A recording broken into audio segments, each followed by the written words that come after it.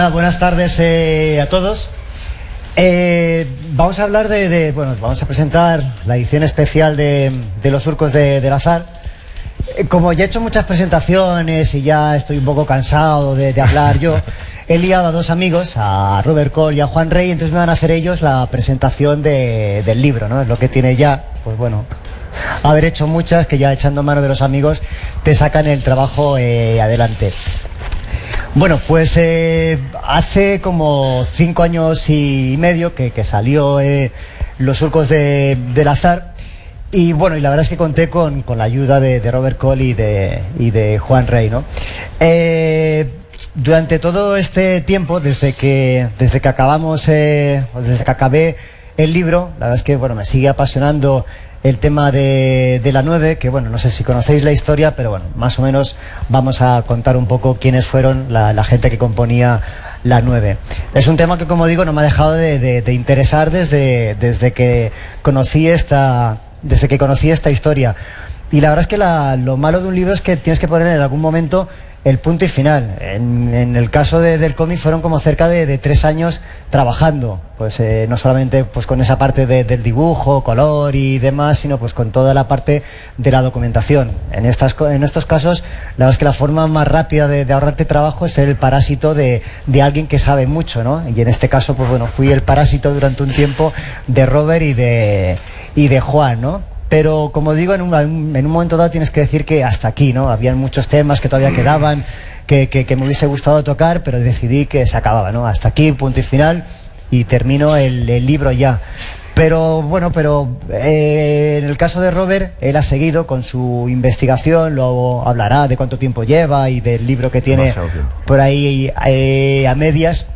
Y la verdad es que, como digo, cada vez que nos encontrábamos seguíamos hablando, y con el caso de Juan igual, ¿no? Seguíamos hablando de la 9, de un montón de detalles que se habían quedado fuera del libro, de descubrimientos nuevos, de fotografías, de cosas que en su momento, cuando estaba haciendo Los Surcos del Azar, no sabíamos y ahora sabíamos, y siempre me entraban ganas de volver a coger el libro, borrarle ese punto final y poder meter todo esto. Y así que bueno, ha llegado el momento con la celebración del 75 aniversario de la liberación de París, y con el hecho de que la edición que había de Los Surcos del Azar, una de ellas estaba a punto de agotarse, pues era la oportunidad perfecta para hacer esta nueva edición.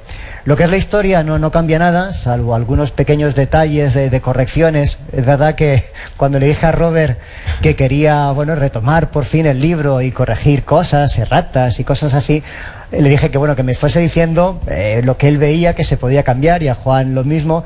Y la verdad es que la lista de Robert era demasiado larga como no para tomarla en serio, ¿no? Porque bueno, había cosas que sí, como cambios pues en los nombres de los Halftrack, que son los vehículos blindados estos que hay aquí, que sí, que consideré que eran cosas importantes, ¿no? Pero uno de los comentarios, por ejemplo, que decía Robert, es que bueno, cuando liberan el ayuntamiento cuando llegan a París y liberan la ciudad, llegan a la liberación de París, él me decía que el ayuntamiento tenía demasiadas luces encendidas. Entonces bueno, es un dibujo, que tampoco es esto la realidad. Entonces tenía como muchos detalles que si hubiese hecho caso, pues bueno, el libro hubiese salido para el 100 aniversario de la liberación de París. ¿Lo quieres hacer bien o no lo quieres hacer bien?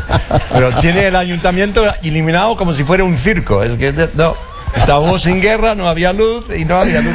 Claro, Robert no entiende tampoco esa parte de que, claro, un cómic funciona con una parte... Bueno, es ficción y es una parte visual, ¿no? Entonces está claro que no es la realidad, es una página negra no funciona. Claro, no, había que darle ahí un poco de... Bueno, la voy a enseñar, que tampoco... Enseña, pero sí, pues es que no creo que la tengamos, no sé si tenemos alguna diapositiva, pero lo enseño aquí. De todas formas, la mejor forma de verlo es que compréis el libro y sigáis los comentarios al mismo tiempo, ¿no? Pero voy a enseñar el gran fallo de este libro, ¿no? Uno de los. Como veis en esta imagen, lógicamente tiene muchas luces para que pase por real, ¿no? Entonces era uno de los comentarios que Robert quería que cambiase. Bueno, el caso es que... No, ahí no, pero en el resto de cosas, sí. El resto de cosas sí. Bueno, empezando por la historia. No sé si conocéis todos la historia, pero bueno, arranca en el puerto de Alicante, que es el final de de la guerra civil, ¿no? Y todos esos republicanos que están intentando salir de allí antes de que las tropas, fascistas lleguen, las tropas italianas lleguen.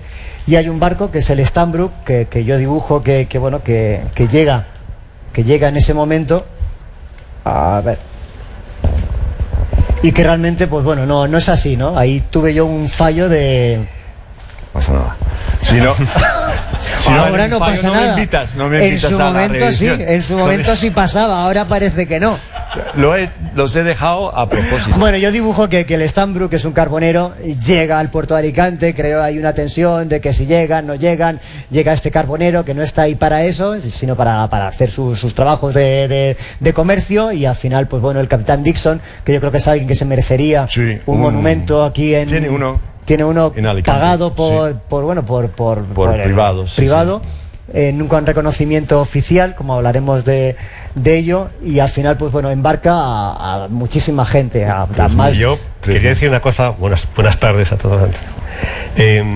Y yo creo que es uno de los aciertos del libro, es comenzar con este pasaje, que es quizás de los más dramáticos y de toda la guerra civil. Es decir, claro, efectivamente, como dices tú, lo peor pasó cuando se fue el Stanbrook y las personas que se quedaron allí esperando inútilmente un barco que nunca llegaría, unos barcos que nunca llegarían, los suicidios. Robert y yo tuvimos la ocasión de conocer hace ya 20 y tantos años, cuando nos conocimos, cuando Robert pasó a formar parte de mi familia, todo.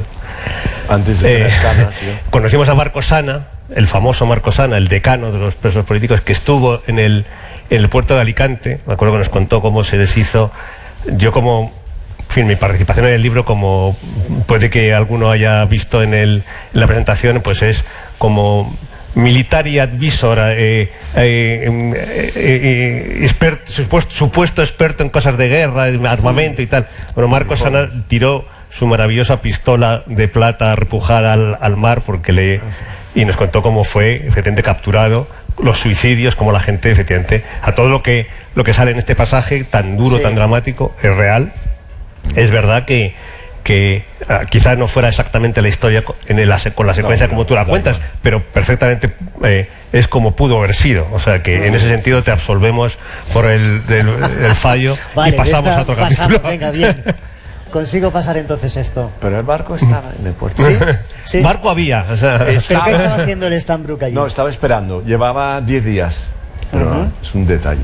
Yo soy el pesado de los detalles. Pero hay pocas fotografías. Yo no he encontrado prácticamente la fotografía que inaugura el libro con la primera viñeta, la primera plancha, es esa famosa foto del puerto de Alicante. Sí. No hay muchas, no hay, claro. Bueno, voy a contar, se me ha pasado contar parte de vuestra ayuda en el trabajo, ¿no? El caso de Robert, bueno, no sé si lo he dicho, Robert es... No, me salta esta parte. Robert es historiador, trabaja en París, o trabajas en la París. Universidad de Normandía, ahora. Sí. Cambié. Es norteamericano, tu padre estuvo en la Segunda Guerra Mundial. Sí, herido en Francia, al final, en noviembre. Y lleva como media vida. ¿Cuántos años llevas con el tema de la 9? Desde 2000, más o menos, sí, 20 años. 20 años intentando hacer un libro. Y al final de la charla yo creo que entenderéis por qué no la acaba nunca. Sí.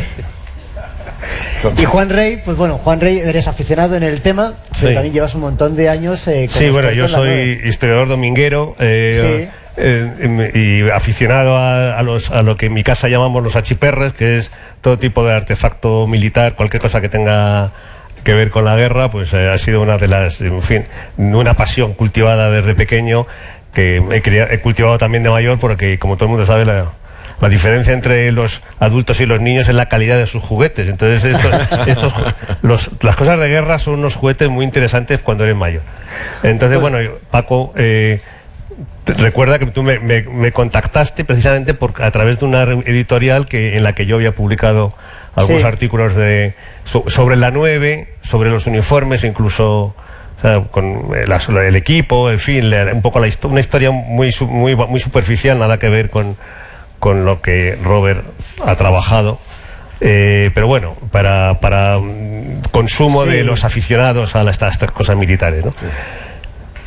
Entonces recordarás que yo te dije, yo te puedo ayudar pero si quieres saber de verdad todo lo que necesitas saber de la 9 y nunca quisiste tienes que hablar con Robert. En ese sentido, creo que como te decía antes, de verdad, es decir, creo que más allá de lo que yo te he podido echar una mano explicándote que no es lo mismo un fusil Garand que un fusil Enfield y que tal, claro. Más allá de eso, creo que de lo que más orgulloso me siento es haber conseguido que Robert colabore en el libro, porque si algo necesita, digamos, este tipo de historias, aunque sean de ficción, necesitan un sustento, mejor dicho, de documental y de conocimiento que solo se puede conseguir con el rigor del historiador. Entonces, Robert, que es el típico hispanista americano, de estos señores un poco locos y tal, que salen en la tele de vez en cuando, que no habla más que siempre de lo mismo y tal, pues era la persona ideal para orientar una obra que fuera otra cosa, fuera de eso. Si no hubiera sido por él, pues hubiera tomado a lo mejor otra deriva. Juan exagera, pero no, pero es verdad es verdad que Juan además es muy aficionado a los cómics, con lo cual desde el principio vamos, tú no y ahora me has no te guardo rencor, pero al principio no me hiciste ningún caso, incluso me trataste con bastante desprecio. Claro, hay que decirlo, sí, eso también. Pero lo escondo. Pero con el tiempo con el tiempo la verdad es que Robert se involucró. Pero sí que en el caso de Juan sí que la idea, la ayuda también fue mucha, ¿no? Por un lado, me dejó muchos libros, sobre todo de toda esa parte de documentación gráfica. Me dejó unos libros que para él, una vez que estuve en Madrid, quedamos en alguna cafetería de la Gran Vía o algo así, y me dejó un montón de libros que para él eran incunables: cuídamelos bien, cuídamelos tal, sí, tranquilo, no sé qué. Y nos despedimos en la Gran Vía. Y cuando se dio la vuelta, se me rompió la bolsa que llevaba y se me cayeron todos los libros que me había dado. Sus incunables acabaron tirados en la Gran Vía. Y también las maquetas, me dejó unas maquetas que también me vinieron muy bien para trabajar, ¿no? De todos los vehículos que tenía que dibujar y demás. Y la verdad es que, bueno, toda su ayuda estuvo, vamos, fue innegable, ¿no? Cada vez que tenía, todos los días tenía que hacerme pues mi página para intentar mantener un ritmo de trabajo. Entonces todos los días le enviaba un correo a Juan y le pedía, pues bueno, lo que necesitaba para esa página. Pues mira, necesito un uniforme alemán y un fusil. Envíamelo cuando puedas. Entonces al momento tenía su respuesta de vale ya, un uniforme alemán, pero ¿de qué año estamos hablando? Pues de tal, pero ¿de qué parte de Europa? De tal, pero un subfusil, ¿cómo? Un subfusil de tal, un subfusil.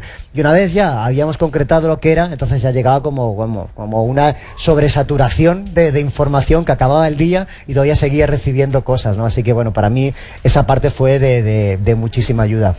Sí, pero claro, es que además a mí me gustó muchísimo que te tomaras bastante en serio este tipo de los detalles, esos detalles que es verdad que luego las viñetas no son súper detalladas, un poco al estilo Giraud, ¿no? De Blueberry, ¿no? Que es el filatelismo, ¿no? Pero que sí que te tomaras en serio el que no es lo mismo un uniforme americano en el norte de África que en otro lado, en París. Los uniformes que llevaban los españoles, en el cuerpo franco de África antes de ser la 9 eran uniformes británicos. Entonces, pero ese tipo de cosas que a lo mejor un lector que no está familiarizado con esas cosas y que a lo mejor no le importa, le da igual, ¿no? Pero somos muchos los que nos gusta cuando leemos algo que aunque sea ficción, pues que refleje la realidad, por lo menos que ahí no se equivoquen. Ahora en eso hay mucho. Ahora estábamos en la hablando de cómic, estaban esas cosas que hacen los franceses de aviones súper detallados, que la historia no vale nada, pero sin embargo te quedas extasiado de decir, ¿cómo ha dibujado este avión de la Primera Guerra Mundial tan maravilloso? No se trataba de eso, se trataba de componer un buen relato, pero sí acompañado de también, igual que del rigor histórico en la historia, también en los detalles, ¿no? Que es donde... Sí, la verdad es que ya que tenía la posibilidad de hacerlo, la verdad es que me parecía que era lo más correcto, ¿no? El ceñirme y el tener a vosotros dos como un poco los que dabais casi que el visto bueno, ¿no? A cierto nivel de cosas. Bueno, pasamos después. ¿Sí? ¿O esto ahora? No sé. Iba un poco al orden de las cosas. ¿Quieres que lo dejemos para más adelante? Tú eres el profesor, ¿eh? pero es tu libro. Ah, vale.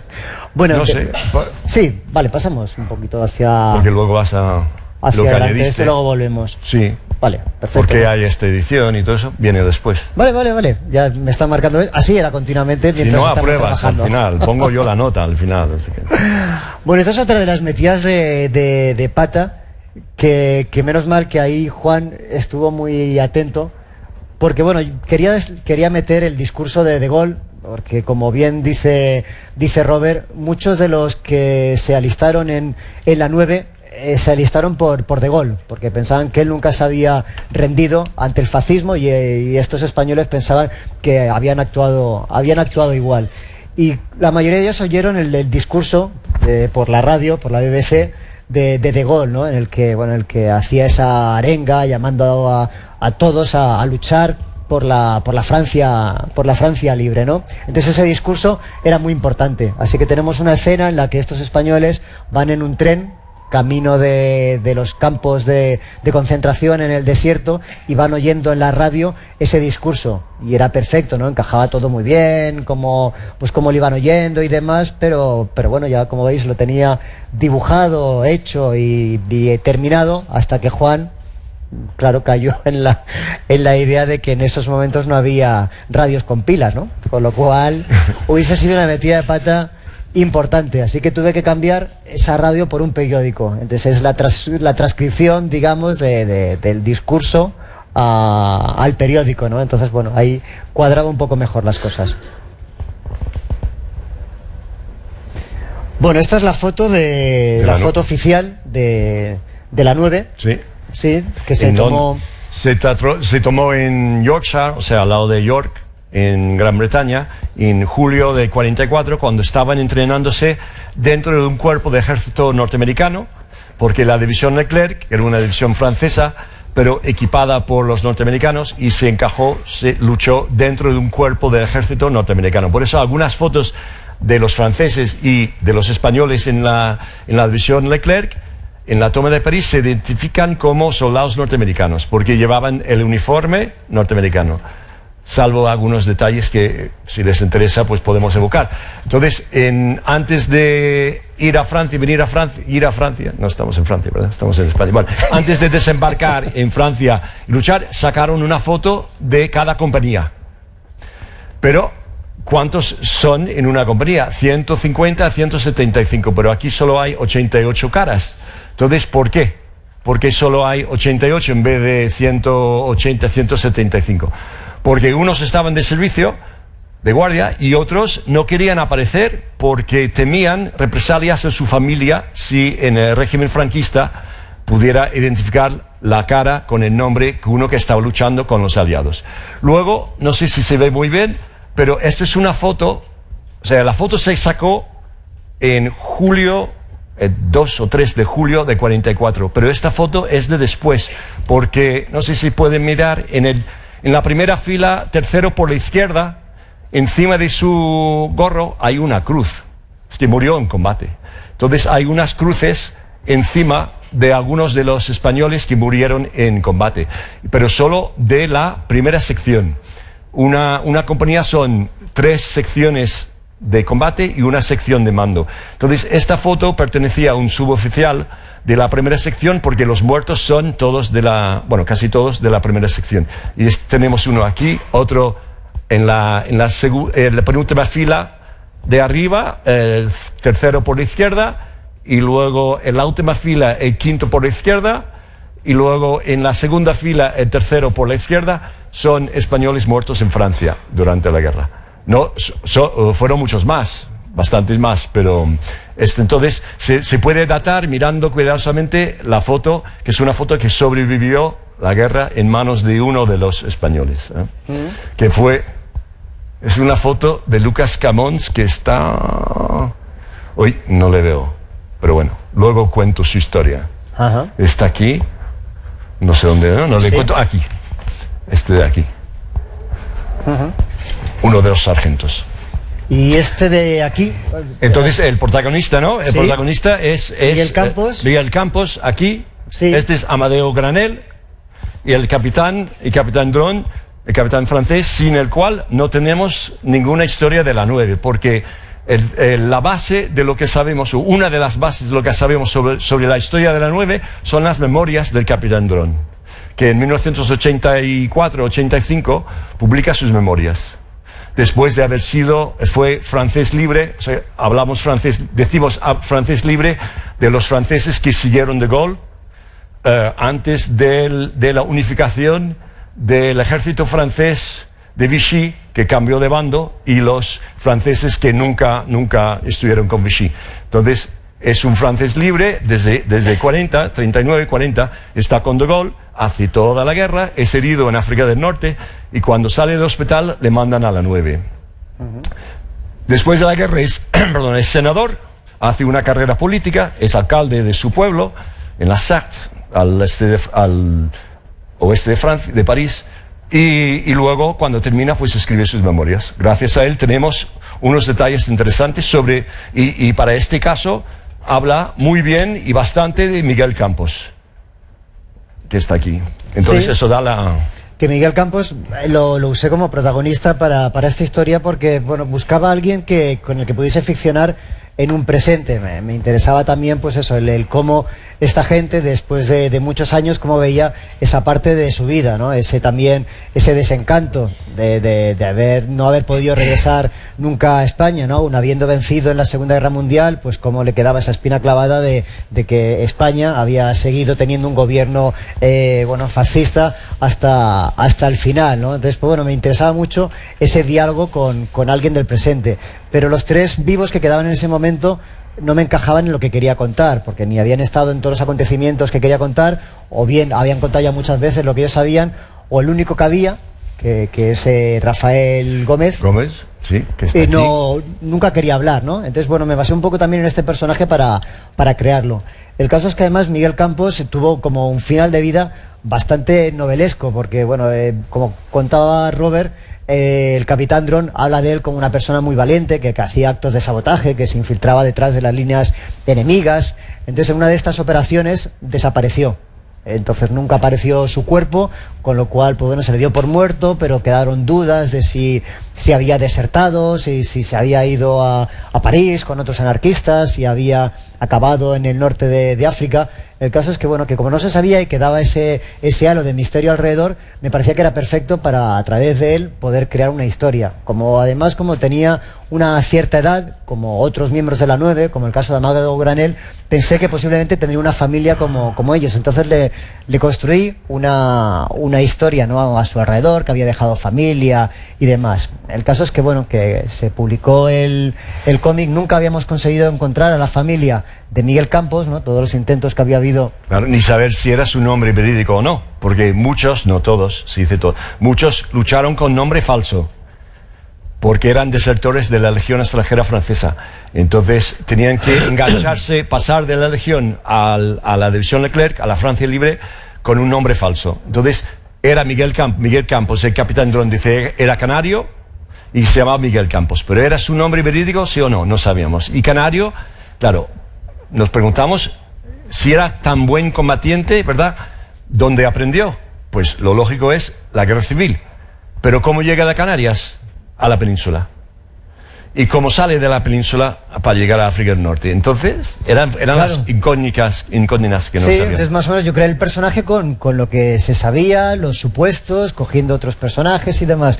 El caso es que, bueno, acabó publicándose los Surcos del Azar, y al poco tiempo recibió un correo que era de la nieta de Miguel Campos. Entonces preguntaba que dónde podía localizar a su abuelo, que había leído el cómic, había visto que estaba vivo, y que antes de decírselo a su madre, a Teresa, que nunca había llegado a conocer a su padre, quería asegurarse y hablar conmigo, ¿no? Entonces, bueno, le conté que era toda una ficción, pero pude ponerla en contacto con Robert. Entonces, a partir de ahí, por lo menos se pudo reconstruir parte de esa historia. O sea, el cómic nos sirvió un poco para por fin poder localizar a la familia y saber mucho más del personaje. Sí. Sí. Y pasas a la otra. Sí. Entonces yo les pregunté algunas cosas. Resulta que es la familia de Miguel Campos, que se llamaba Miguel Campos, y a través de una obra de ficción hemos podido clarificar cosas de la historia real y encontrar la familia de Miguel Campos. Entonces, esta es la hija de Miguel Campos, que tenía 3 años cuando fue detenido por falangistas en Canarias y mandado a cárcel.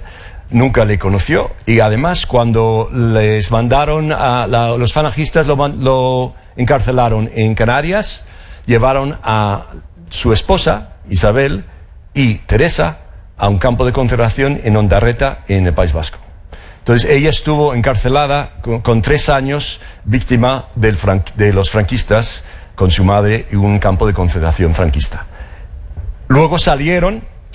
Entonces la familia tenía cartas de Miguel Campos, unas cuantas cartas, desde 1938, cuando está en la cárcel de Canarias, en Tenerife, creo, si no me equivoco, y luego en África del Norte. Entonces resulta que no hizo la guerra civil, fue detenido en septiembre de 36, delatado por anarquista, detenido, y luego en algún momento dado, en 39 y 40, le mandan a un batallón disciplinario en Marruecos español. Escribe cartas a su familia, y en el 42, noviembre de 42, la familia recibe la última carta. En 1952, diciembre del 52, la familia recibe una carta del Ministerio de Guerra francés diciendo que Hipólito Miguel Campos Delgado murió mort pour la France en diciembre del 44. Nada más. Ni que estaba en la división Leclerc, dicen en el regimiento de marcha de Chad, pero la familia en Canarias no sabía qué era eso. Y la viuda empieza a cobrar una pensión que cobró el resto de su vida, hasta el año 90 y pico. Porque Miguel Campos fue suboficial, o sea, no conozco las clases en el ejército español, pero el suboficial más alto antes de pasar a subteniente. ¿Vale? Entonces, la familia no sabía nada, por eso pensaban que vivía todavía. Contactaron con Paco para que explicara pues su historia, y pensaban que era esta la historia, y era esta la historia, salvo que en diciembre de 44 le perdemos la pista. Me puse en contacto con la familia, les invité a París y les enseñé todo. El nombre de Miguel Campos está inscrito en el Monumento a los Muertos de la Segunda División Blindada. A ver. No sé si tenemos la foto. Sí, acá la habías puesto al final, entonces, por eso decías, vale. Y entonces, y no sé si tienen el libro, si tenemos la última imagen. Ya pasaste la foto. Esto es la hija, una de las 3 hijas, y 3 de los nietos de Miguel Campos, en el cementerio de Père Lachaise en Francia, que es el cementerio que tiene monumentos. Y de la izquierda, ahí estuvo enterrado Largo Caballero, está enterrado la novia de Robert Capa, Gerda Taro, y hay un monumento a la memoria de todos los españoles muertos por la libertad, 39 y 45, en Francia, no en España, ¿verdad? Entonces ese momento es un lugar de homenaje. Entonces fuimos, y la bandera no es nuestra, o sea, la bandera estaba allí, y les saqué una foto de la familia Campos allí en el monumento, porque Miguel Campos pues no tiene tumba, no sabemos dónde está, es un desaparecido. Entonces el cómic nos permitió a nosotros, a mí como historiador, pues clarificar algunas cosas, y a esta familia a cerrar las heridas de un hombre que desapareció para ellos en 1942. No sabían que había librado París y Estrasburgo, y que murió en el uniforme francés luchando contra el fascismo. Entonces eso para mí es lo maravilloso del libro y la foto. Entonces yo saqué esta foto de Teresa en los Campos Elíseos, en el mismo lugar que se sacó la foto que se utilizó para hacer este dibujo, que es una foto que yo encontré en el archivo de Estados Unidos, y es Miguel Campos, de su vehículo, su Abstract Túnez 43, que es como una confirmación que no luchó en la guerra civil, porque hubo vehículos con nombres de batallas de la guerra civil, pero el suyo se llama Túnez 43, que es la campaña que hizo él como suboficial con el Cuerpo Franco de África, ¿verdad? Entonces le sacamos la foto. Bueno. Espera, es que me vas para adelante, para atrás. Es que no tengo. Intento ir por donde tú vas. Aquí. Entonces le saqué la foto de Teresa, intentando que no le atropellasen los conductores parisinos, en el mismo lugar de la foto, que es una foto que se sacó en el 26 de agosto de 44 en el desfile de De Gaulle. Pero De Gaulle está ya lejos, a 2 kilómetros. Hubo españoles que acompañaron a De Gaulle y luego, tiempo después, desfiló el resto de la compañía y otras compañías también y otras unidades de la división Leclerc, no solamente los españoles. Pero los españoles protegían a De Gaulle, sí. Bueno, entonces con la familia ya somos amigos, ¿verdad? Y pues no sé, mi trabajo es enseñar, soy profesor universitario, pero si puedo de paso ayudar a una familia a descubrir la historia de su familia, pues es un momento muy gratificante para mí. Bueno, y ellos además están, Teresa está encantada va a todos los homenajes que se hacen, ¿no? Sí, viene a París, le invitaron a París, sí. Claro, ha descubierto a su padre, ¿no? Con 80 y algo de años, por fin ha podido completar la historia. Y su madre nunca se volvió a casar, vivió viuda de Miguel Campos. Muy bien. A ver qué teníamos. Vuelve al lado artístico. Sí, bueno, estábamos hablando de eso, justamente de la formación de la 9, ¿no? De esos blindados con los nombres de las batallas españolas, de la marcha del Chad. Y sobre... Mira, eso es... Mira, sí. te voy a hacer la autocrítica. Vale, venga. Que tú quisiste poner a los Sherman en este, porque yo creo que te gustaba el rollo del rastrillo el rino, que se llamaba el rinoceronte, que yo creo que, que me corrija si alguien lo sabe, pero los Sherman de la Leclerc no llevaban esos rastrillos, porque... Te van a matar. Porque esos se utilizaron en la batalla de Normandía para romper el bocage que se llama los setas. Pero bueno, la verdad es que en esto, para no haber dibujado tanques nunca antes y tal, es decir, para todas las escenas digamos, bélicas de los surcos están resueltas con una pericia más que notable, porque efectivamente tienen un movimiento muy cinematográfico y vamos, parece que te hubieras dedicado a esto toda la vida, ¿no? Los que nos criamos leyendo hazañas bélicas y casco de acero y esos tebeos, la verdad es pues la verdad es que también dibuja mejor que nosotros. No, pero sí que cogí mucha documentación sobre todo de documentales y de fotografías. Intenté justamente evitar todo lo que fuese cinematográfico, en el sentido de la típica batalla del cine de Hollywood y demás, ¿no? Intentar, pues bueno... darle tono drama. Sí, pero no es fácil, porque realmente una cosa es dibujar tanques ardiendo y otra cosa es darle un sentido de movimiento, de acción. Es decir, que tú casi ves... Hay páginas en las que tú ves el movimiento de las tropas, los combates, los tiros. Es decir, está muy bien pillado para no ser tú un especialista. La verdad es que no es que porque esté delante, pero hay que reconocerlo. Ahora sí. Bueno, esta es otra de las páginas nuevas, y es una anécdota que me contó Robert, que me parecía que definía bastante, ¿no? La 9, pues bueno, tenía fama, y hay un comentario que, bueno, no sé si lo hemos hablado alguna vez, que no sé quién lo dice en el documental de Alberto Marcar, que dice, igual eso, Luis Rollo, Manuel Fernández, dice que él nunca ejecutó a nadie, no sé con qué palabras lo dice, ¿no? Como si sí que hubiesen miembros de la 9 que se tomasen, no la justicia por su mano, pero estamos hablando de que la guerra, toda esa parte parece que nunca aparece. No le gustan los prisioneros, ¿no? Que es una parte que siempre se suele ocultar sobre todo en películas y demás, ¿no? Como que claro, ¿qué haces, no? En mitad de un combate con toda esa gente que vas capturando, ¿no? Entonces sí que hay gente que dice, bueno, no, yo nunca maté a nadie a sangre fría, fuera de combate, ¿no? O sea, con lo cual imagino que sí que lo sabrían. Imagino que viendo el personaje que podía ser Miguel Campos, quizás podría ser de los que...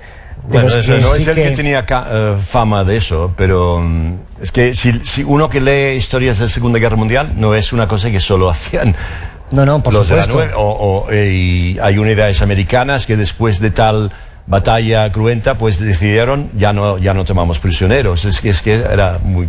Sí. Era como pero eso forma parte de las verdades incómodas que yo creo que no es por nada, pero también en los surcos afronta en fin, sin mayor problema. Es decir, ¿por qué no vas a contarlo si eso ocurrió? Sí, pero también ha habido como la escritura siempre del bando vencedor, ¿no? De quitar toda la parte. Por eso puedo decir que yo entonces pertenecía a una asociación que un poco dedicada entre otras cosas a preservar la memoria de la 9 y tal, y yo creo que hubo compañeros que decían que esto ¿por qué? ¿No? ¿Por qué contarlo y tal? Y a mí me pareció un acierto, porque realmente es que viene al hilo también de los relojes, es decir, los soldados la guerra no es una experiencia romántica épica en la que todo es épica y todo eso. La guerra es la muerte, es el horror, y es decir, eso incluso los que nos gustaba mucho de pequeños la cosa de la guerra nos hemos descubierto es decir, entonces esas cosas pasaban, y yo creo que hubiera quedado coja la historia si no lo hubieras recogido, realmente. Pero no era una también hablamos de eso. No, claro. De que había que mostrar también, casos. de que no había que idealizar, era también una de las cosas que tuvimos. En las nuevas tendencias de contar la historia bélica en el cine y en la serie de televisión, en El Soldado Ryan recordaréis que ejecutan, son prisioneros, en Manos de Sangre ejecutan prisioneros, es decir, los americanos. Es decir, ellos... ¿Por qué no vamos a afrontar la realidad? Es decir, los países tenemos eso de contar una historia idealizada en la que no todos los combatientes eran San Antonio de Padua, pues no, o sea, no era así para nada. No, y cuento la historia de Sí, entonces claro. esto es un artículo, o sea, Paco ha dibujado una historia que se publicó en noviembre, o sea, la fecha es exacta, después, durante la liberación de Francia. Bueno, al principio la división Leclerc era una división muy pobre. Entonces, si miramos en los archivos, las misiones, las órdenes de misiones son papeles arrancados de un cuaderno de un niño, y escriben todo, y luego avanza. Después de la toma de París, pues toman instalaciones militares y tienen papel con membrete, todo. Entonces las cosas entran en el orden. Y tienen un boletín divisionario que al principio son hojas pasadas a máquina. Y en el número 3... va a decir que los españoles eran conocidos dentro de la división. Si el número 3 del boletín hay una anécdota que no aparece así, pero es una anécdota, y dice: en un puesto de guardia a unos españoles, un suboficial fue y les recomendó utilizar la granada de mano en vez de fusil para su protección por la noche, para protegerse de infiltraciones. Y el español mira el reloj, mira su muñeca y dice: ¿y el reloj qué? Entonces yo contaba sistemáticamente esa anécdota a los excombatientes franceses y españoles que entrevistaba hace años, y la mitad o más de la mitad no entendían, porque el humor negro de la guerra se había cambiado. Pero ¿cuál es la definición? Entonces es que los españoles preferían tirar con el fusil para no dañar con la onda expansiva o la metralla el reloj de los alemanes que les estaban atacando. Entonces, a causa de cosas así, o sea, esa anécdota que ocupa un parrafito en el boletín, ¿qué nos dice? Que los españoles eran conocidos en toda la división, o sea, eran 500 hombres máximo, o sea, 150 de la 9, 170, y luego españoles en otras compañías, 500 máximo. Y hubo también en artillería, en tanques también, pero la concentración más fuerte fue la 9, y la 90% de los españoles sirvieron en la infantería, con los AFTRACs. Vale, entonces, pero para publicar ese artículo, esa anécdota en el boletín, los españoles eran conocidos y también tenían fama de recuperar las pertenencias de los prisioneros. Y eso crea un debate. 50 años después, en las reuniones de la división Leclerc, que unos decían que los españoles es que pillaban todo y robaban de los prisioneros. Yo nunca hice eso. Y yo conocí, porque los españoles eran mayores, cuando hicieron la guerra, la gran mayoría de la foto que vemos en la foto de la 9 tienen 30 años, o 20 y tantos años, porque han hecho la guerra civil, el exilio y la Segunda Guerra Mundial. Mientras que los franceses, que se integran en la unidad durante la campaña de Francia para cubrir las bajas de los muertos españoles, tenían 20, 22, 25, Y entonces me puse a entrevistar a los franceses que se consideraban más español que los españoles. Decían, los españoles me salvaron la vida y tal. Y ellos los defendían, decían, entendían. Uno me dijo que cuando volvieron de Alemania en mayo de 45, después de firmar no el armisticio, los alemanes se rindieron.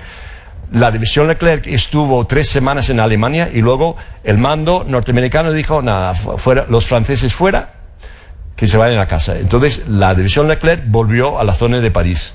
Y hay unas fotos de los AFTRAC llenos de cosas, no de soldados y no de munición, y una bicicleta y uno, Robert Ami, uno que fue luego conductor de Lucas Camões, condujo entre otros el vehículo Guernica y Madrid, me dijo, yo los entendía, es que no tenían nada.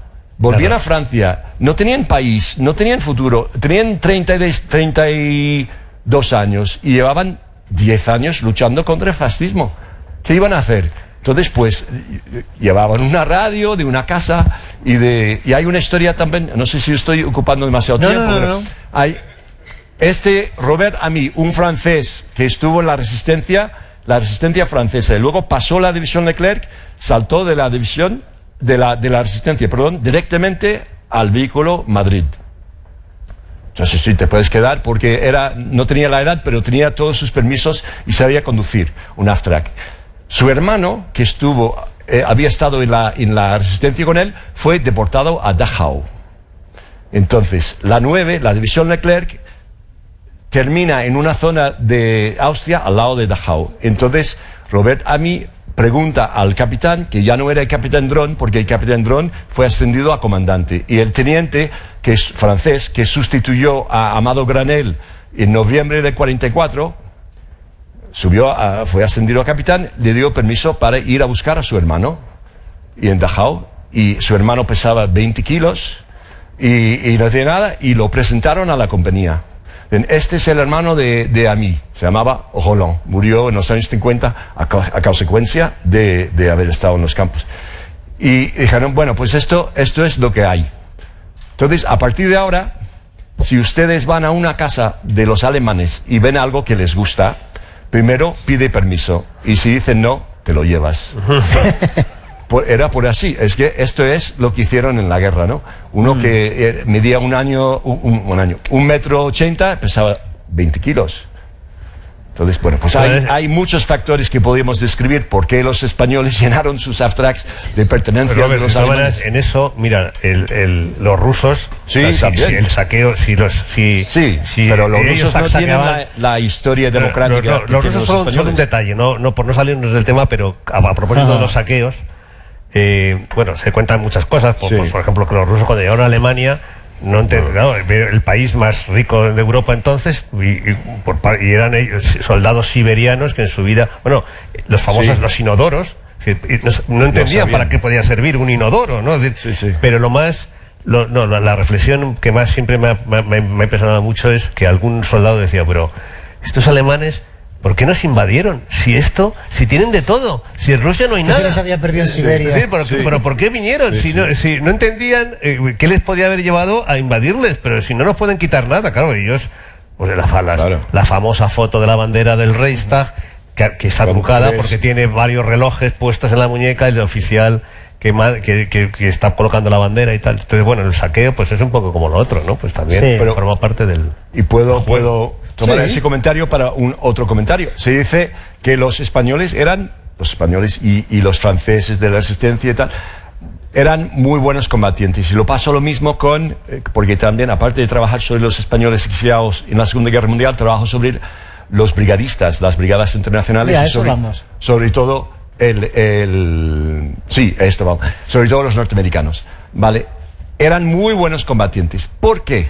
Bueno, porque tenían la experiencia de España, pero también sabían por qué luchaban.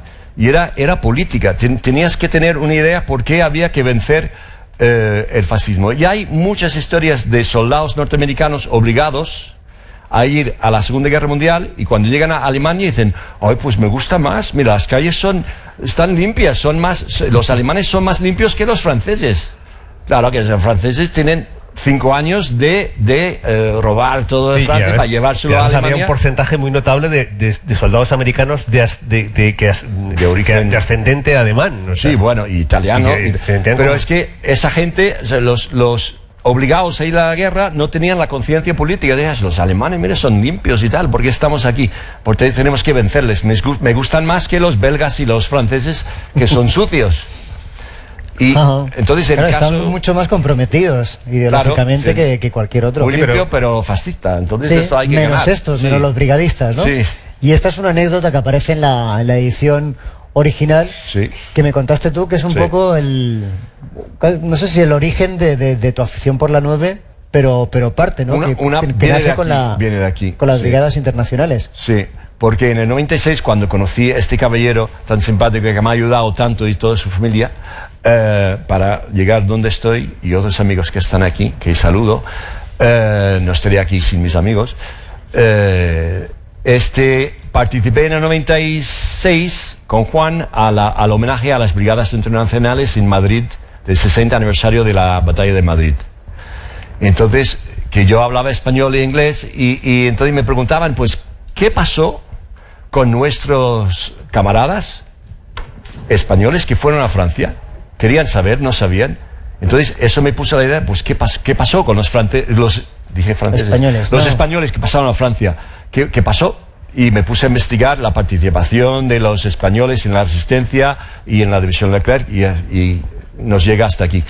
Entonces, esta es una historia y pongo en mi epílogo, que debía ser prólogo, pero entregué el texto tarde, por eso esa es la historia de mi vida. Una de las historias de mi vida. Y digo en mi texto que hay las cosas más sorprendentes son real. Lo que no parece real realmente pasó. Y luego hay otras cosas que cambiaron. Entonces aquí hice de Dios historiador y cambié ligeramente la historia. Entonces aquí tenemos, y no sé si esto funciona, pero tenemos aquí abajo uno que está de pie y quiere atraer la atención de los españoles que pasan. Y eso pasó de verdad. Lo único que cambiamos es que en la realidad no le oyeron y no hablaron. Pero es el único brigadista Lincoln que desembarcó el día D en la playa de Utah el 6 de junio, hace 75 años pasado mañana, ¿verdad? Era capitán de ingenieros de zapadores de combate. Y entonces hizo toda la campaña desde el día D hasta la liberación de París, porque su división acompañó, o sea, estaba en el mismo cuerpo de ejército que la división Leclerc, entonces acompañó desde Normandía hasta París. Y entraron al mismo tiempo. Por eso también pienso, cuando en la prensa leo que los 150 españoles del Columna de Dron liberaron París. Llegaremos a eso ahora. Bueno, hubo bastantes divisiones enteras de norteamericanos también que entraron en París. Y entonces vio pasar 2 días antes de la entrada en París, vio pasar un Aftrac Teruel, y él había luchado en Teruel. Chicos. Y no le oyeron. Entonces cambiamos la historia para que pudieran hablar en esta historia, y mandé el cómic a su hijo, que estaba muy contento con el resultado. Sí, es la única vez que me ha permitido hacerlo, porque muchas veces cuando le preguntas claro, es que ahí es la gran diferencia entre nuestras profesiones, porque le he preguntado muchas veces qué pasaría, qué hubiese pasado si, que es algo que yo creo que es lo que nos mueve a los que escribimos historias, ¿no? El qué hubiera pasado si, qué hubiera pasado si yo qué sé, si los españoles hubiesen entrado, si la invasión del Valle de Arán hubiese funcionado, qué hubiese pasado si realmente los españoles hubiesen sabido que no iba a haber una liberación de España. Y entonces Robert siempre me responde igual, ¿no? De que yo no trabajo en histórica ficción. Ya está, y lo zanja, ¿no? Bueno, ya, pero dime algo. No, que no hay manera de sacarle. No se puede. Así que esto es el único. Soy el chico más aburrido del mundo, claro, ya sé, pero bueno, aquí el hecho es que sí, que cambiamos la realidad para que oyesen, ¿no? Que queda como muy poético, claro, ¿no? Era muy, que se muy bonito, ¿no? Que se saludan y dicen viva la República y esta vez venceremos, ¿no? Sobrevivió la guerra, el brigadista, sobrevivió. Bueno, llegamos a la parte ya terminando, la parte de la liberación de París, que es después de, bueno, el cómic son cerca de 300 páginas, Entonces estamos como esperando este momento, ¿no? Es el momento más épico, ¿no? Toda esta gente que hasta ese momento lo hemos visto sufrir, ir de un lado para otro, de estar trabajando como esclavos en mitad del desierto, combatir, morir y demás, y llegan a ese momento épico que es el de la liberación de París, ¿no? Entran por determinadas circunstancias que podemos hablar si hace falta, son destinados, o se les dice que tienen que entrar en el París ocupado, ¿no? Que a priori podía ser una misión suicida. Así, totalmente. No sabían lo que iba a suceder, ¿no? O sea, que tenemos el clímax de la historia, ¿no? 200 páginas y llegamos a la misión suicida de que los españoles son enviados a ser los primeros en entrar en París. Algo simbólico, no van a liberarlo, es algo simbólico, simplemente decir que el ejército, el resto del ejército llegará al día siguiente, ¿no? Es la escena épica. Y entonces con esto corre una leyenda que es de que hubo realmente épica en esa llegada, se dividió, los españoles se dividieron en dos secciones, se dividieron en dos partes la sección. Por un lado iba Amado Granel, el teniente español, por el otro lado el capitán Dron, francés. Entonces se convirtió aquello como una especie de carrera con tiros y demás, a ver quién llegaba primero, y lógicamente llegaba primero Amado Granel, el español, y ese era el motivo de que la foto que aparecía en los periódicos al día siguiente fuese la suya, ¿no? Esto para mí era como el cierre perfecto y era la cosa más épica del mundo, ¿no? Pero bueno, si quería hacer caso a Robert, que ya que lo tenía como historiador de cabecera, pues bueno, tenía que dejarme de lado esta historia, ¿no? Sí. ¿Por qué? Porque entraron, o sea, no se iban a dividir. Entonces todavía hoy se habla de que se dividió y tal. Y sí y no. Pero en la columna entró entera en París. Tuvieron que pasar por las afueras de París, que no tiene nada que ver hoy con lo que era antes. Pero entraron juntos. O sea, una columna de, a ver, ¿cuántos vehículos? 20 y pico de vehículos. No ocupa 50 metros, o sea, es bastante distancia entre la cabeza de la columna y la cola de la columna. Y se separaron, iban separándose y uniéndose y cambiando de configuración. Un vehículo llevaba y luego se paraba en un cruce, protegía el cruce, el otro seguía. Entonces, ha habido malas interpretaciones de eso para decir que se separaron, y no se separaron, porque claro, una columna de tan pocos hombres en una ciudad ocupada por miles de soldados alemanes, eso sí que hubiera sido suicidio. Separar un grupo pequeño en dos grupos aún más pequeños solo invitaba a la catástrofe. Entonces entraron juntos. Lo que pasa es que un vehículo español llegó antes a la puerta a puerta de Italia, lo que se llama la puerta de Italia, y tuvo que esperar la llegada de los demás. Luego llegan todos y para el sargento que dejó un testimonio dice, fueron 15 minutos, pero fue una eternidad porque estaban solitos, 10 hombres contra la Wehrmacht. Y de ver, ¿dónde está el capitán? Y no era Granel, era un sargento solamente que estaba ahí. Tú vete delante y mira. Entonces, pues date prisa, ¿no, capitán? Entonces llegan y penetran en París y ya está. Y no hay ninguna épica y ningún tiro. me falta que fastidió. hace tampoco, porque por otro lado decir No, realmente, claro, pero yo estaba esperando esa escena. Claro, era como... pero lo que pasa es que yo creo que la entrada de París de la 9 es lo que tiene es un significado enorme, simbólico. Aparte de ser como algo, un lance muy romántico particularmente, y además sin violencia, sin sangre, es decir, es una historia bonita de la guerra, verás. Sí, pero sin Pocas que épica, hay. sin épica. Por supuesto.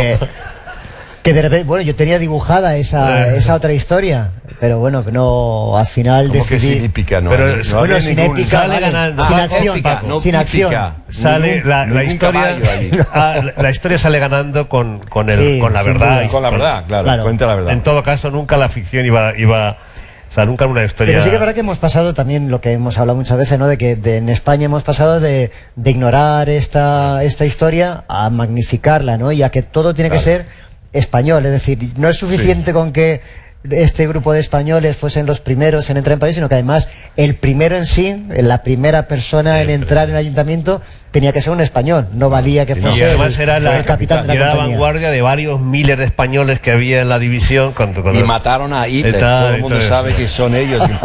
Pero eso, No se suicidó, fue eso es, fusilado eso por... es como tantas veces pasa, es decir, en el intento de en fin, de hacer la historia mejor, de mejorar la historia, al final la empeoras, porque o sea, es que no es verdad, ¿no? Las exageraciones que periodísticas. Sí, ¿no? Y con esto también siempre hay que puntualizar que no lo liberaron, simplemente llegaron. Participaron, sí. Y llegaron los primeros, pero no liberaron París. Pero hicieron, y luego al día luego siguiente sí, al día hubo siguiente combate. combatieron. Sí, entraron en combate el día siguiente y ahí fueron heridos varios que terminaron la guerra ahí. Entre ellos un sargento que fue herido en el pie y se casó con la enfermera del hospital de París que le cuidaba. Y su hija es una de las más seguidores, o sea, más fieles a todas las reuniones y cosas de la memoria de los españoles, ¿no? Pero sí que el ser los primeros tuvo una recompensa, ¿no? Y es que fueron los que escoltaron a las autoridades en ese desfile del 26 de agosto, ¿no? Que es esta foto de aquí. O sea, esto es justo antes del desfile. El general de Gaulle está llegando al Arco de Triunfo para poner una corona de flores en la tumba del soldado desconocido de la Primera Guerra Mundial. Y luego arrancan y de Gaulle es el desfile de coronación del general de Gaulle como el rey de la República Francesa, ¿no? Es él. Entonces, los españoles, entonces hay mucho debate de por qué. ¿Por qué fueron los españoles que escoltaron a de Gaulle? Porque fueron los mejores y sabían tirar mejor. No. Es que los militares tienen algo de muy tradicionales y es muy fácil anticipar y adivinar lo que van a pensar. Entonces, ¿cuál fue la primera compañía que entró en París? La 9. Vale, pues son ellos que escoltaron a de Gaulle, pero pensaban que los alemanes iban a atacar con la aviación. Entonces todas las ametralladoras están todas cargadas, están preparados para defender a de Gaulle. Y delante, que nunca se ve en la foto, delante de Gaulle, porque están justo detrás, delante hay 4 tanques también que están abriendo camino. Entonces toda la división participó. Y luego después de la 9 desfiló la 7 y otras unidades también. Pero esto es justo antes. Entonces tenemos todos estos los soldados aquí son de la 9. Es una foto buenísima, muy mal conocida, y que es justo antes. O sea, de Gaulle tocan la marsellesa, pone las flores y empieza el desfile, que los campos elíseos están detrás de nosotros y bajan por así. Y son estos vehículos Le Cossack, Madrid, Don Quijote, Madrid y los pingüinos que escoltan. O sea, solamente 4 vehículos de 17 que había en la compañía. Y los demás, entre ellos Túnez 43, vienen más tarde. O sea, como 20 minutos más tarde pasan. Pero bueno, es esto. Esta foto son todos españoles. Sí. Y bueno, y la historia continúa después de París, que es cuando viene realmente lo duro, ¿no? Lo muy duro. Claro, en los círculos que siguen la participación española en la Segunda Guerra Mundial, pues liberaron París, y ya está. Pero hubo muchos más muertos entre París y el Nido de Águila que entre Normandía y París. Y entonces hay tumbas todavía de españoles en pequeños pueblos en el este de Francia, que liberaron París, luego estuvieron en la campaña de Lorena, y luego, donde fue herido mi padre, por cierto, luego estuvieron en la liberación de Estrasburgo, y luego la liberación de toda de Alsacia, que duró hasta febrero de 45. Luego tuvieron 5 o 6 semanas de permiso, de descanso en el centro de Francia, y luego cuando las fuerzas alemanas se desmoronaban, pues cogieron la división, porque de Gaulle quería que fuera la división Leclerc la que participara en el último acto de la victoria sobre los alemanes. Ya había otro ejército francés participando. Si han visto la película Indigène, ¿no? ¿Cómo se llama en español? Indígenas. Esos participaron en la campaña en Alemania, pero como la división Leclerc fue la unidad de Francia libre, que no todos eran franceses libres, pero bueno, una unidad emblemática de la lucha gaulista contra Alemania, pues quería que participaran y llegaron hasta el Nido de Águila. No lo tomaron, pero estuvieron allí, ¿no? Entonces la campaña de septiembre de 44 hasta mayo de 45 fue mucho más costosa. Te toca volver a escribir la segunda parte. ¿La segunda parte? Pues lo que decimos con eso, lo que hiciste con eso. Sí, aquí bueno, esta es la carta de ese momento, ¿no? De ese momento ya que no sé quién contaba que fue como era como el resto, a partir de París era como la batalla del Ebro, ¿no? Que era sangrienta, dura y demás. Dura, sí. Y esta es la carta que le escribe Amado Granell, que nos la cedió Colette, la hija de Dron, en la que cuenta, bueno, Granell se disculpa ante Dron de dejar la compañía, ¿no? Y no despedirse de ¿Cuál es la fecha? Es el 28 de noviembre. Entonces, el 17 de noviembre hay una batalla, la batalla de Bannonville, en el este de Francia, donde a causa de esa guerra la 9 deja de existir. Ya no es una compañía española, es una compañía franco-española. Es donde más pérdidas hubo. Y hay algunos elementos muy paradójicos, como por ejemplo, el capitán Dron no estaba de permiso, el capitán, el teniente Deon aún no estaba. Entonces Granell manda la compañía. Y el choque la batalla es tan fuerte emocionalmente que él no puede seguir. Ya está además exhausto. era más mayor, ¿qué edad tenía? Eso no me acuerdo exactamente, pero no era cuarentón. Sí, cuarentón. Pero no es por la edad, sino por el cansancio acumulado de tantas batallas y ver morir a tantos españoles, tanto en África del Norte como en Francia, y no puede. Además hay una anécdota que la 9, con los tanques que corresponden, siempre decimos la 9, pero siempre, y verán en el cómic, siempre iban acompañados por tanques y por artillería y cosas, pero la 9 era la infantería, y iban con tanques que estaban muy acostumbrados a luchar con ellos. Incluso hubo una unidad con tanques o una sección que tenían chilenos como tanquistas, que habían ido, argentinos y chilenos, que habían ido de Argentina y Chile hasta Francia respondiendo al llamamiento de Gaulle para luchar contra el nazismo en el 40. Entonces hubo unos que hablaban español. Bueno, total, que siempre iban acompañados. Toman esa unidad de una compañía de infantería de los tanques, toman la ciudad, el pueblecito, con muchísimas pérdidas, rompen la línea defensiva alemana que permite 5 días más tarde la toma de Estrasburgo. Son los españoles que abren la puerta a la 9, que abre la puerta a la toma de Estrasburgo, pero la compañía no puede seguir. Y llega el coronel, que manda el batallón de infantería más grande, todo el batallón, y manda a Granell a seguir atacando hasta el pueblo siguiente. Y según un francés que estaba allí, dice, Granell saluda y dice que no puedo. Tengo demasiadas pérdidas, si usted quiere, yo voy y ataco solo en mi jeep, que tengo demasiadas pérdidas. Entonces el coronel cambia de opinión y dice, bueno, pues la 9 y los tanques que acompañaban mantienen el pueblo, o sea, ocupan el pueblo, y 3 compañías más atacaron el pueblo siguiente y lo tomaron el día siguiente. Entonces fue muy difícil. A raíz de eso, la 9 dejó de existir como la unidad española y entraron más franceses, ¿no? Termina la compañía franco-española, pero como dije al principio, ¿no? Los franceses que se incorporan eran casi más españoles, terminan la guerra más españoles, republicanos españoles, que los propios españoles, porque les debían y eran muy, agradecían mucho lo que habían aprendido con los españoles como soldados, ¿no?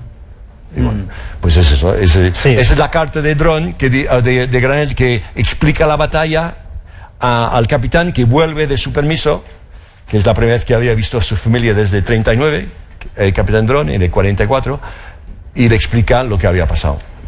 Pero una de las razones que explica que esa batalla no se cuenta mucho en la división Leclerc y en la historia de la 9, es que todos los cronistas y todos los mandos estaban fuera.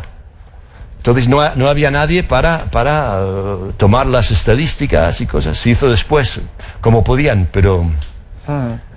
Pues, vale. Y ya para terminar, sí, una de las preguntas que no me contestó Robert, y que finalmente decidí dibujar de otra manera, y es que que me parece quizás de las cosas más que te dejan con más coraje, ¿no? o rabia o decepción, sí, de esta historia, ¿no? Y es saber que todo ese sí que sirvió para algo, ¿no? Todo ese esfuerzo y muerte sirvieron para liberar Europa, pero realmente ellos, si por algo estaban en el ejército de la Francia Libre, era para liberar España, claro, era su fin. El medio que tenían era primero liberar Europa para llegar a España, pero bueno, pues sabemos que eso no pasó, y no solo no pasó, sino que posiblemente ya estaba pactado, incluso cuando ellos estaban muriendo por ese hecho, ya estaba pactado, ya había negociaciones entre ingleses, entre el gobierno de Franco y demás, para comprar en cierta manera la neutralidad de Franco. O sea que hubiese sido para ellos una gran decepción, ¿no? Entonces yo te preguntaba qué hubiesen hecho, ¿no?, de aquella gente, de haber sabido que su esfuerzo no iba a llevarles a liberar España. Sí. No se puede contestar. Yo no hago historia ficción. O sea que... Sí, yo dibujo dos posibilidades, ¿no? Una que me parece que daría para toda una historia, y es pues los violentos de Kelly, ¿no? No sé si recordáis la película, ¿no? Pues imaginaos lo que hubiese sido una deserción en masa no hubiesen ido muy lejos, pero bueno, vamos a ponernos, vale, no nos cortes un poco la poesía del momento, ¿no? Pero imaginaos a esos 500 españoles del ejército francés huyendo o desertando en masa con todo el ejército norteamericano, o sea, con todo el armamento norteamericano, camino de la frontera española, ¿no? Hubiese sido un bonito final de la historia, ¿no? Sí, pero de todas maneras, lo cierto, justo en octubre, creo que fue, ¿no?, del 44 fue la invasión del Valle de Arán, que resultó un fracaso total. Es decir, tampoco hay que imaginar, o sea, es posible imaginar todo, pero no hay nada que permita pensar que algo como lo que tú planteas hubiera tenido incidencia real, porque que Franco ya se había, por un lado, ya sabía en ese momento, ya había consolidado su poder. Por otro lado, sí, efectivamente ya había cambiado, se notaba al final de la guerra, en la victoria aliada también había hecho que el régimen empezara a moverse en otra línea. Y bueno, efectivamente, Franco aparecía como un bastión frente al comunismo, y eso interesaba a las potencias aliadas, porque efectivamente la Unión Soviética se emerge como la gran potencia. Entonces Franco se convierte en un aliado que antes... sí, pero no en el 44. No, bueno, no, pero es más tarde. Ya, pero bueno. O sea, hay una denuncia de las Naciones Unidas. Si les interesa, podemos ver la declaración de las Naciones Unidas del 44-45, y Francia denuncia el régimen franquista como un régimen fascista, que hay que acabar con el régimen. Es una declaración oficial de las Naciones Unidas. Lo que pasa es que después, en los años 50, el Tratado Hispano-Norteamericano es de 1953. ¿Y por qué? Pues justo después de la Guerra de Corea. Entonces, y Estados Unidos está buscando anticomunistas por todo el mundo para poner bases. Entonces, o sea, 44, 45, para esto... Sí, pero me refiero a cambio de tendencia. Sí. Mira, Marcos Ana precisamente contaba cómo el régimen en la cárcel, a partir de la derrota en Stalingrado, cambia cesan los fusilamientos, las sacas de las celdas para fusilar a los prisioneros, y ya es otra cosa. Sigue siendo una dictadura fascista, pero... Empiezan a cambiar de posición. Vamos a templar gaitas, ¿no? Digamos. Sí. Bueno, pero posiblemente cualquier miembro de la 9 se hubiera seguido combatiendo, aún sabiendo que finalmente no iban a entrar en España. Bueno, pues no sé si... Aquí tenemos la foto.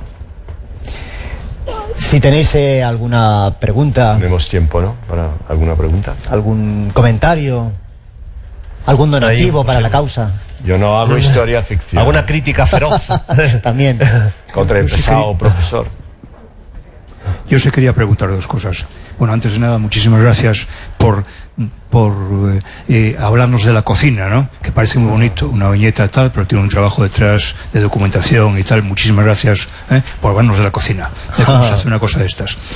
Dos cosas. ¿Por qué dicen que el color se expresa por sí mismo, ¿no? ¿Por qué hay unas unas viñetas que son en blanco y negro y otras en color?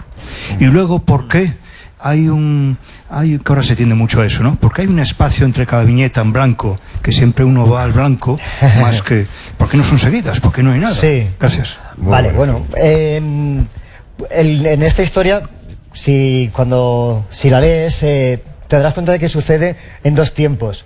Una es el pasado y otro es, como contaba al principio, el presente, en el que hay una conversación ficticia con Miguel Campos. Entonces necesitaba diferenciar una cosa de la otra. Entonces está en blanco y negro esa parte del presente porque es más o menos como el trabajo de campo, ese ir y tomar notas, y entonces es un dibujo mucho más suelto, es blanco y negro. Sin embargo, toda esa parte del pasado es como la reconstrucción, como llegar al estudio y reconstruir esa parte, ¿no? Con todas las metáforas que puede tener, ¿no? De la reconstrucción del pasado, de hasta qué punto los recuerdos son fiables y la historia que queda es lo que es. Entonces, pues bueno, esa diferencia de colores venía bien para ello. Y luego lo del espacio en blanco, precisamente se llama el espacio en blanco al lugar donde trabaja la imaginación en el lector de un cómic, ¿no? Se supone que lo que sucede realmente importante sucede en ese espacio en blanco. Las viñetas son como las pautas, la que hay, ¿no? De aquí a aquí. ¿Qué pasa entre medio? Pues eso es lo que ocurre en la cabeza del lector. O sea que precisamente ese espacio en blanco que parece que molesta, justamente es donde pasa lo interesante en el cómic.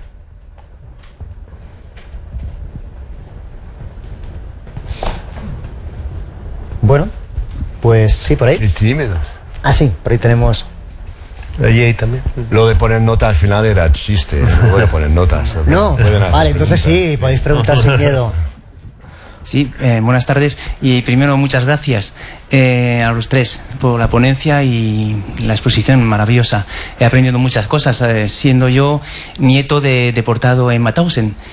Y bueno, es otra historia vertiente de la historia española que por desgracia en los institutos no tenemos.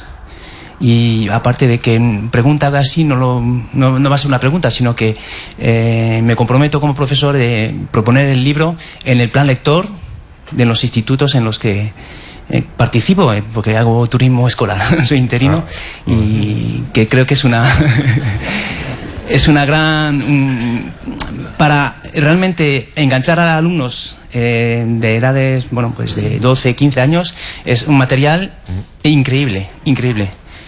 Estamos en una época, están saliendo algunas más obras con el fotógrafo de Mauthausen, con Benito Bermejo, que trabajamos con los alumnos. Por desgracia, en los libros de texto estas historias no aparecen, o 4 líneas. Tengo 18 editoriales buscado en material y no llego a 6 folios de material sobre el tema. Sí. Españoles que han luchado contra el fascismo. Entonces, muchas gracias por ello, por el trabajo.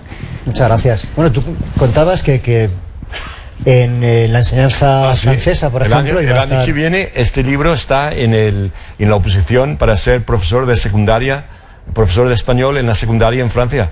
El tema es un examen dificilísimo, nacional en Francia, y el tema es el franquismo, antifranquismo, a través del cómic. Y hay 4 cómics españoles en la lista de lectura obligatoria, entre ellos los sí, hay una cosa que antes lo hablábamos, echábamos cuentas de se llevan publicando libros o cosas sobre la 9, a pesar de que a veces no se sabe o no se reconoce, desde 1975 que Pons Prades publicó Republicanos Españoles en la Segunda Guerra Mundial, que fue el primer libro de gran difusión en el que se hablaba del tema.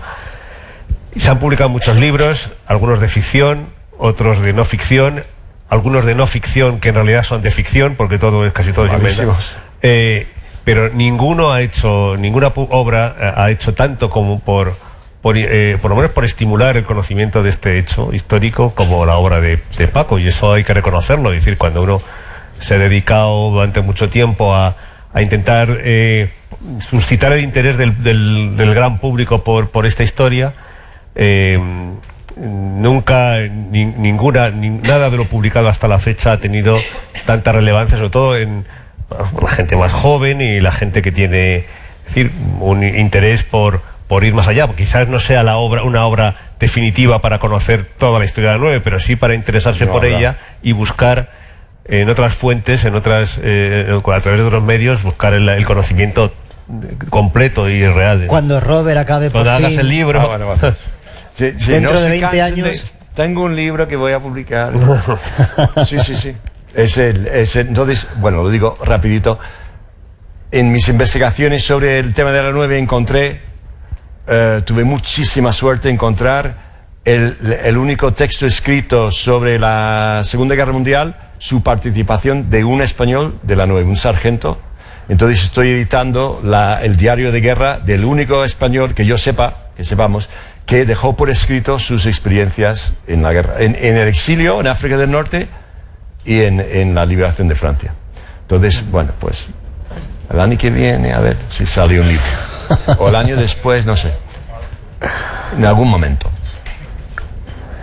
Pero no es la historia total sobre la 9, que es difícil de hacer. Sí. Ahí hay una pregunta. ¿Tiene alguien la voz, el micrófono? Sí. Sí. Sí, solo comentar una anécdota para la gente que le haya picado la curiosidad y quiera ahondar un poquito más en esto. Y es referida a la película Art de París, que a mí me pareció muy interesante. No sé si tiene un real rigor histórico, pero es muy interesante porque cuenta, entre otras cosas, la lucha intestina que había en París, ¿no? Claro. Entre el Partido Comunista, la resistencia. Sí. Cuenta también por qué se precipitó la liberación de París, las reticencias de los americanos, porque no estaba en el plan original, las reticencias de Patton, en fin. Es una película interesante y tiene este recurso que tiene mucho el cine bélico de meter metraje documental en las batallas y entonces viene al caso porque hay varias escenas documentales en las que se ve los semiarugas, los Altras con los nombres. No son documentales. No son los vehículos recreación. Reales. ¿Perdón?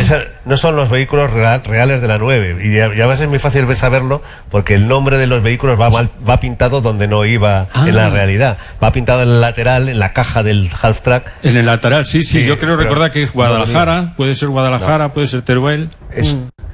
La foto de Guadalajara es una foto retocada. Pues da el pego, porque se ve... O sea, el tono pero para ellos no. Sí. A ellos no les da el pego. Da el pego porque es otro tipo de filmación. No es la filmación que se ha reconstruido. No, pero es un material rodado. O sea, eso no es documental. Esos vehículos que pasan no son los de la 9 reales. Y además se equivocan, otra vez he empezado, en los nombres, que dicen el Madrid, el vehículo Madrid que existió, estuvo en la columna de dron de la 9 que entró, el Madrid no entró hasta el día siguiente. Entonces, un detalle, que los españoles fueron los primeros y los últimos en entrar en París. Qué bueno. Porque hubo una sección que estaba combatiendo en la tarde del 24 y no se pudo extraer para unirse a la columna de Capitán Dron. Entonces se quedaron combatiendo, que es la primera sección. Y tuvieron orden de quedarse donde estaban. Entonces quedaban, la división pasa y en el orden de quedarse, bueno, nos quedamos y llega un coronel y dice, ¿qué hacéis aquí? Pues tenemos orden de quedarnos, pues ya está bien. Y entraron los últimos y son los que recibieron tiros porque los alemanes estaban apostados en las casas, las primeras casas de París, y pasaron y tuvieron que vencer una resistencia alemana que liquidaron en 2 segundos, pero hubo tiros en la mañana de 25 con toda la división ya dentro de París. Los últimos que llegan les pegan unos tiros y responden y entran. Entonces, y el Aftrac Madrid estaba en ese grupo de 5 vehículos, pero en Art de Madrid pone Madrid. Digo, chicos, Art de París. Art de. Hay que escuchar lo que quiero decir, no lo que digo. Que soy extranjero. Pero sí, es verdad que sí.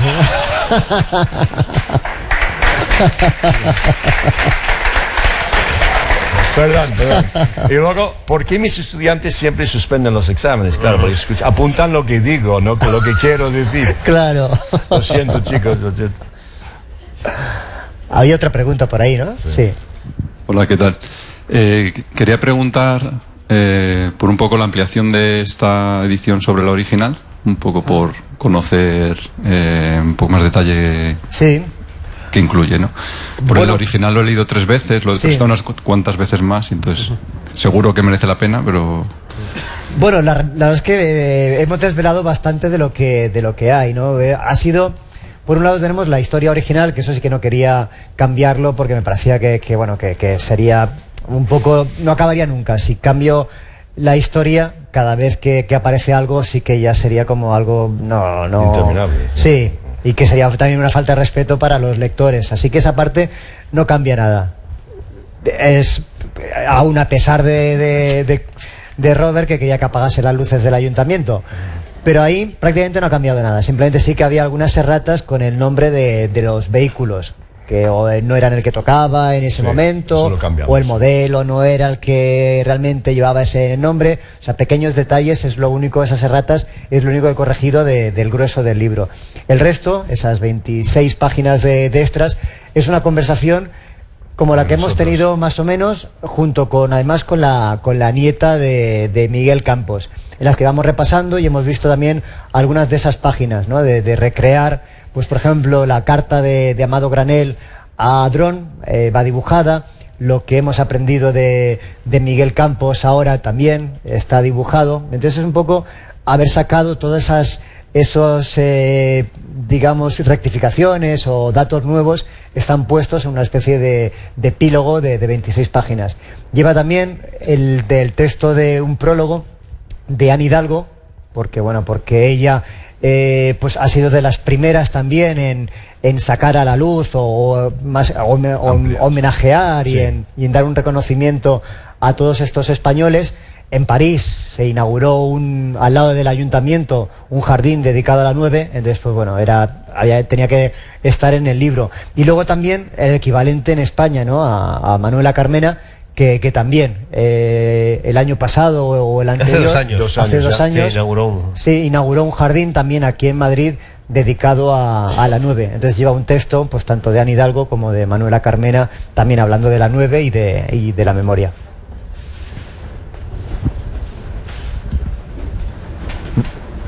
Bueno, pues la última pregunta. Bueno, me acaparo la última pregunta. Venga, bueno, lo primero de todo, mucha tensión, ¿eh? Ten en cuenta que es la última. Lo primero de todo, felicitaros porque habéis conseguido en esta charla enriquecer la lectura del libro o de la novela gráfica de una manera excepcional. Juan, Robert, Paco, es fantástico haber estado aquí. Y luego, pues, una pregunta y un comentario. Yo, como Paco decía, y buen amante de los cómics y el entretenimiento, yo te animo a que hagas historia ficción como hicieron en Malditos Bastardos, que no lo pasamos muy bien, y que hagas una segunda parte. Pero Robert me mataría. Quizás tendrás que buscar a otro. Sí, a otro historiador. Y la siguiente pregunta es, la semana pasada tuvimos aquí la suerte de tener a Isabel Allende, que su último libro se llama Largo pétalo de mar. Cuenta la historia de, al final de la Guerra Civil Española, los españoles que fueron a Chile llevados por... Exactamente, sí. La historia esa, ¿no? Y me preguntaba si existía algún punto de confluencia entre esa historia y lo que hemos visto aquí, porque la historia suya comienza en Cataluña, aquí es en Alicante, parece que están un poco separados en años y en distancia, y si había alguna conexión en esas dos historias, ¿no? Porque de hecho Pablo Neruda tuvo que ir a Francia a pedir fondos para fletar el barco, etcétera, ¿no? Bueno, la conexión es un grupo de militares que montan un golpe de Estado contra un gobierno democrático y desencadenan una guerra civil. Entonces... Pero con una buena causa, y es 40 años de dictadura. Claro, eso valía la pena. Mucho mejor, porque ahora tenemos muchos pantanos en España. Pero, ¿verdad? Para remar, que yo hago remo, mis amigos están aquí. Sin Franco no estaríamos sin remar. Pero los de Winnipeg pasaron por Francia. Entonces hay dos momentos. La historia de los surgos del azar es los últimos que se escapan en masa de la España que cae en manos de Franco. Son los que van de Alicante y Valencia unos días antes hasta Orán. Y son muy pocos, ¿no? 10.000, no llega, 15.000. Pero hay 450.000 españoles que cruzan la frontera con Francia, Cataluña y Francia, en 10 días, en febrero de 1939. Y la mayoría de los que van en el Winnipeg son los que están en Francia, lo que llamamos metropolitana, la Francia, no en las posesiones francesas de África del Norte, sino en Francia. Y bueno, pues eran muy pocos los que pudieron conseguir un puesto en uno de los barcos, no el Winnipeg, pero otros también que fueron a México. Hubo a México y a Chile. El Winnipeg es muy famoso. Y digo una anécdota, los descendientes del Winnipeg todavía tienen su equipo de fútbol, no me acuerdo cómo se llama, si es el club español, y el uniforme es de los colores republicanos, ¿no? Entonces la herencia de Winnipeg sigue en Chile, pero no son mayoritarios. Y la conexión es tener que escaparse de los que ganaron la guerra civil. Bueno, pues nada, pues muchísimas gracias a todos, y que os hayamos contado de qué van los extras no impide que compréis en masa el libro. Muchas gracias. Vas a firmar, ¿no? Voy a firmar. Vas a firmar. ¿No?